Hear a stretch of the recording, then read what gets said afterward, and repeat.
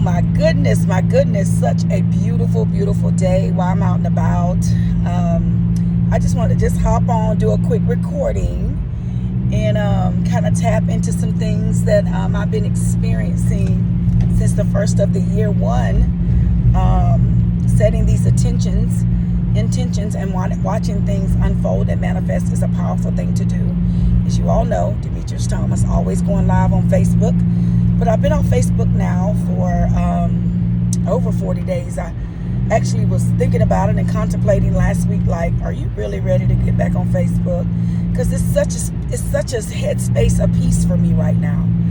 And that's why I wanted to hop on today and just to do this quick recording and upload it on my YouTube channel, Healing to Help Healed 1122. Because it has been such, I almost want to say, a power move to be able to just be still, to not just be still, but to be quiet, and to just watch things really unfold. Going into the second week, actually we're ending the second week of the first month of 2023. That's how fast time flies. 2 weeks, we're already into the new year. And before you know it, it'll be 2 months. And then it'll be 4, 6, 8, 10, 12 months. So I love it because this space that I am currently residing in it feels like one that I have not resided in over a decade. Always been a woman that knew about fasting and praying and setting intentions and writing my vision. But it is so powerful to put in work and to watch what happens when you don't even expect it, don't know when it's going to unfold, don't know when it's going to come to pass, don't know when it's going to manifest. You're just trusting that it's going to work together for your good. And sometimes, y'all, that space can be scary because it's very uncomfortable. From a person such as myself, who felt like I had a lot of things under control for many years until 1122 happened. And then bouncing back and coming back and fighting back. I can now say it's a powerful place to be. It's a powerful space to be in, simply because I can feel the sentence, and the one that I've said so many times, it is what it is. No, it's a powerful thing to live that. It is what it is. Some things that I experienced over my last 3 years is what I've started to do in January, when my intuition had me to look back over my journals. And then when I met up with one of my mentors, and she said, are you still journaling? Are you still writing? Are you still jotting down? And I said, oh my gosh, that's so funny. Yes, I am. I'm a lot more intentional now. But I said, I started looking back in January over my journals from January 2020, which was directly after the death of my son. And I didn't write a lot at first. I just jotted things. Because I was so discombobulated in my mindset. But to look back over the first 3 months after my son passed, and to look now, and it's 3 years later, I can't explain it. That's where the power comes in. That's where my strength comes in.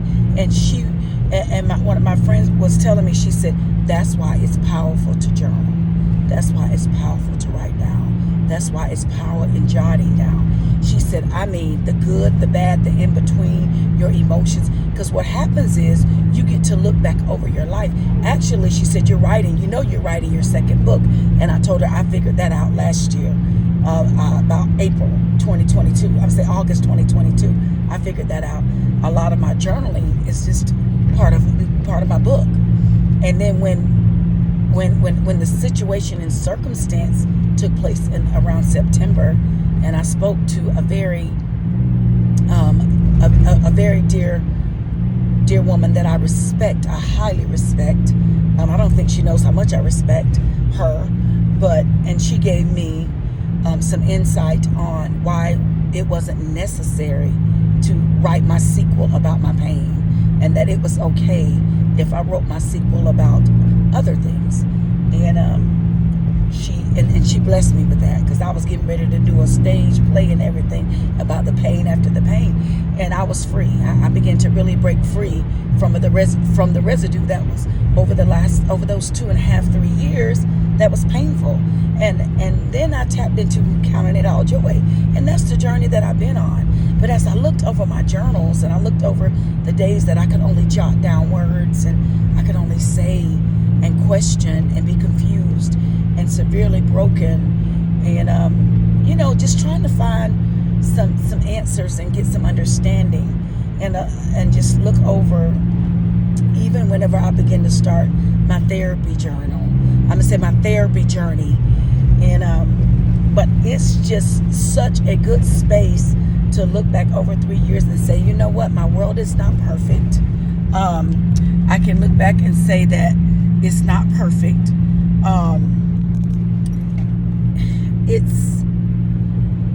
It's still coming. I'm still coming along. I'm still like the turtle. Some days I feel that way, but I'm making leaps and bounds in my heart, my mind, my spirit, my emotions. Oh my goodness, my goodness, my goodness. Ooh-wee. And that's where my power resides in.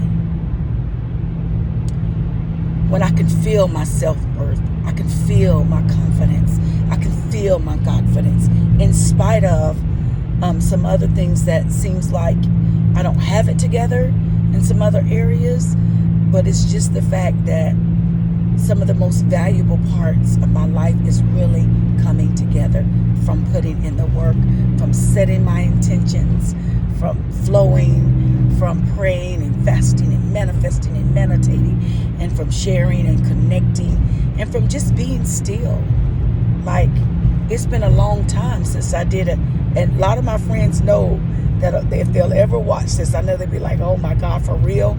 A phone fast. I used to do those many years ago, where I shut it all down, and I just sat with thoughts, and I just prayed a lot, and I just really just healed a lot of things in my mind and my emotions. So I'm going back to a lot of the things that I did many years ago, the things that my kids watched me grow up on, those basics, the foundation, which kept me in a powerful place, which kept me doing the things that I needed to do, to not just walk in my power, not just heal and mend and walk in my deliverance, but to sharpen my tools and my gifts, and to just trust God in ways that I've never trusted Him before.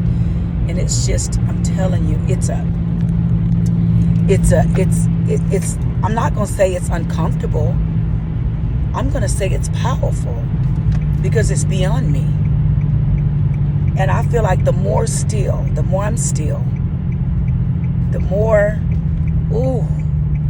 more I pay attention, and the more I set my intentions, and I'm focusing on myself. Meaning, when I say myself, listen, I'm meaning like my emotions and what's going on in my heart and my mind during these thoughts. As I look back over my journal, and I was looking through January of 2020, and I said that was 2 months actually, December, January, after my son had passed, and I allowed my mind to go back down that road, because a lot of times when you're not healed, when it hurts too deep, you don't want to go back down that path. That's why you can sweep it under the rug, and we can mask it and keep going. But the power of setting intentions, the power of really getting in the quiet space and allowing yourself to heal. And this is how I know I've grown, because I literally